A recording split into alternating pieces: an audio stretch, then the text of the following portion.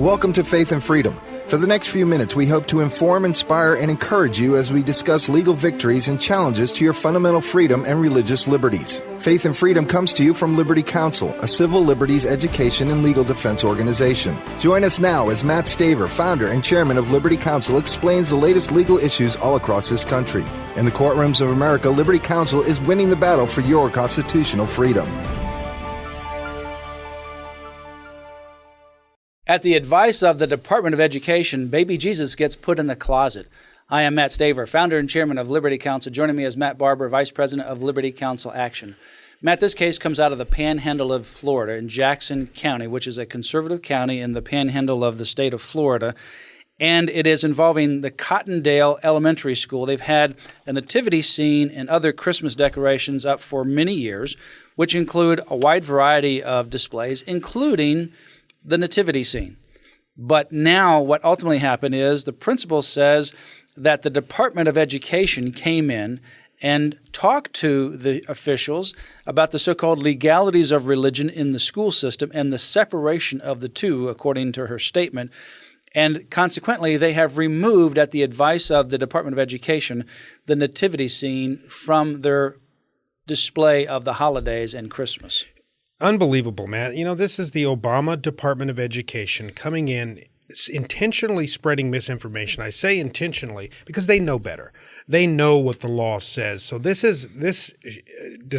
exposes a hostility coming from the Department of Education toward Christianity and toward the celebration of Christmas because they know better. And so they're coming in and telling schools they can't have a nativity scene under the guise of so-called separation of church and state, which case after case, law after law, and the Constitution has shows clearly is permissible, is constitutional, and yet the Department of Education is saying that it's not.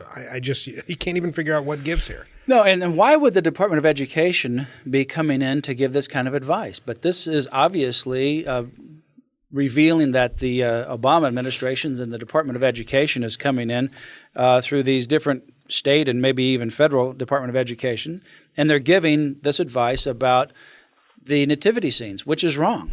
They're saying that there is this separation of church and state and that schools cannot even have anything regarding Christmas. But what are they going to be doing on December 25?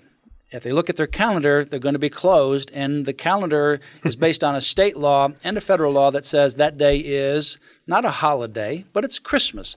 It is recognized as that.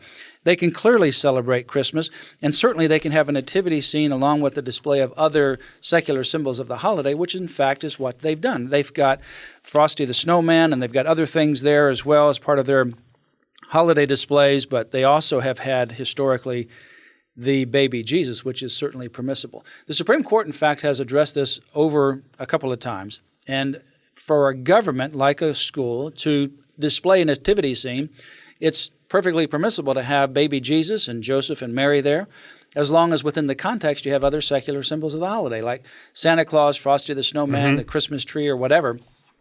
And that's, in fact, what they've done. They've gotten bad advice from the Department of Education. One school board member says, well, the principal has no choice because they might get sued and it costs a tremendous amount of money to defend something like this. This is a small town, 869 residents.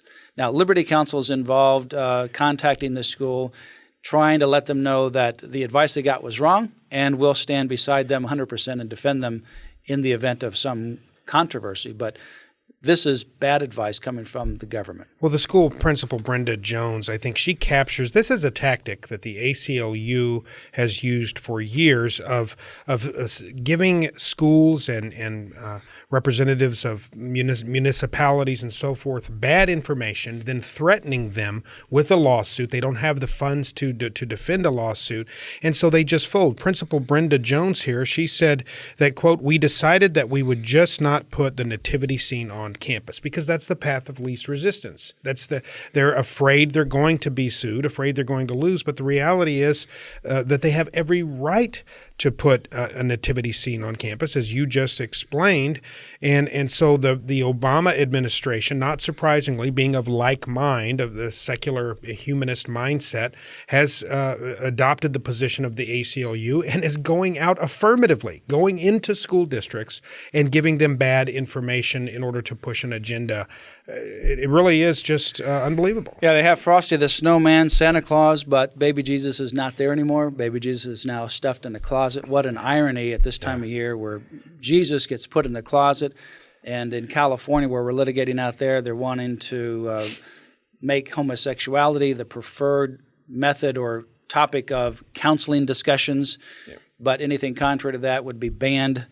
This is just an irony of unimaginable proportions. But this controversy over Christmas illustrates when we say that there's a war on Christmas and somebody says, mockingly, there's no war on Christmas. This is a war on Christmas. This is discrimination. It is viewpoint-based discrimination. And in fact, this is not neutrality towards this issue. Whenever they have this general display, which they have, Frosty the Snowman, Santa Claus, other secular symbols of the holiday, and they've had Jesus there, and then they take the nativity scene out of that, what are they doing? Are they acting neutral? No. They're acting based upon a discriminatory intent to discriminate on the basis of religious viewpoint. Yeah. That's impermissible to do that. Matt, you hit on something that I think is important here. This is what is happening in the Florida Panhandle is a microcosm of what is happening in our larger society. It is a metaphor for what we're seeing in our larger society. As people who are engaged in all form of aberrant sexual behavior are encouraged to and are in droves through activists and so forth coming out of the closet, to use their terminology, Christians are being forced into the closet. And here, literally, the baby Jesus is forced and crammed into the closet. As schools like this in the Panhandle of Florida, you have these same people coming in and saying, we're going to indoctrinate your children. We're going to teach them that forms of sexual behavior that you disagree with are good and normal and natural. And that, in fact, as you mentioned in California, that any counseling to the contrary is verboten, is against the law. And you will suffer under penalty of law for violating that. This really is a microcosm of what is happening in our larger society. It is. And moving to the state of North Carolina and also to Rhode Island, having talked about what's going on in Florida, a North Carolina college there has decided that they will allow the sale of Christmas trees. They actually told the students of this group that wanted to sell these Christmas trees that, in fact, you could only call them holiday trees. You can sell them, but they have to be called holiday trees. They've ultimately backed down, and now they have gotten the word that, in fact, these green pointed prickly things that we decorate in December, they celebrate only one holiday. And what holiday is that? It's Christmas.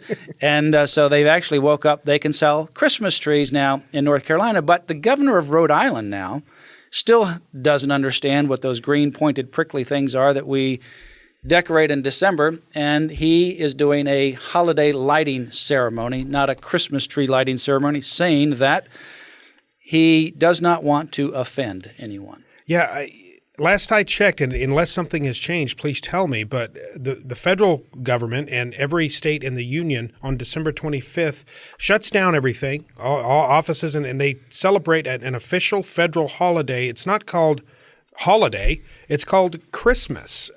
Yet a handful of really obnoxious activists are engaging in the tyranny of the minority and trying to shut down Christmas for everybody else, something that we as a nation Well, how many holidays do we actually 25th. Celebrate throughout the year? I mean, we have New Year's, we have 4th of July, we have Christmas, we have Thanksgiving, all of these different things. If we called them all the same thing, holiday, then it would be redundant. We would never know what holiday we're talking about. They're all called by a specific name. There's only one of those that people want to erase the word Christmas from, and it's because it's obviously about Christ. There is a clear intent to discriminate on the basis of the fact that this is a celebration of the birth of Christ. And that's exactly what it boils down to. It's a palpable hostility toward Christianity is what it represents, Matt.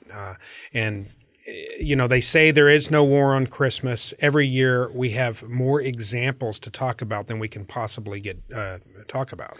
Well, go to our website, lc.org, click on the I Love Christmas button right there on the front page. It'll take you to a web page. We have all kinds of information. We've got memos about the constitutionality of Christmas in the public square, in the place of employment, and especially the naughty and nice list. You can also order the buttons. I love Christmas buttons, and I help save Christmas buttons as well.